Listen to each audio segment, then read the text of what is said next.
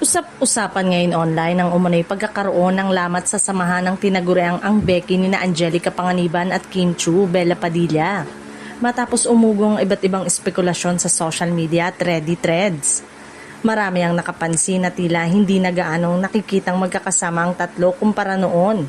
Kaya naman mabilis na nabuo ang samot-saring haka-haka mula sa netizen. Mas lalong umiinit ang usapin ng madawit si Bella sa mga chikang di umano'y nagkaroon ito ng attitude issue sa set ng Blood vs. Duty. Bagamat wala pang kumpirmasyon tungkol dito, naging dahilan nito para hukayin muli ng ilang netizen ang umano'y gap sa pagitan niya at ng dalawa niyang matalik na kaibigan. Marami tuloy ang nagtatanong kung may katotohanan nga ba sa mga balibalitang may tampuhan sa grupo. Sa vlog ni OG Diaz kasama si Mama Loy, napag-usapan nila ang mga komento ng netizen tungkol sa naging interview ni Bella sa Fast Talk with Boy Abunda, kung saan nabanggit nito ang umano'y pag-freeze ng eggs ni Kim. Para sa ilang fans, sensitibong usapin umano ito at dapat si Kim mismo ang nagbahagi kung nais niya itong isa publiko. Dahil dito, may ilang nagsasabing posibleng dito nagsimula ang umano'y hindi pagkakaunawaan.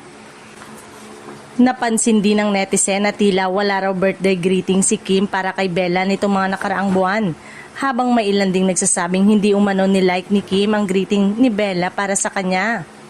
Bagamat maliit na detalye lamang ito para sa iba, mabilis naman itong binigyang kahulugan ng mga mahilig sa showbiz at ginawang basehan ng mga haka-haka tungkol sa tunay na estado ng kanilang pagkakaibigan.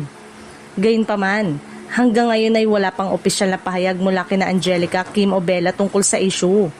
Posible ring simpleng busy lamang sila sa kanilang proyekto at walang anumang malaking alitan sa pagitan nila.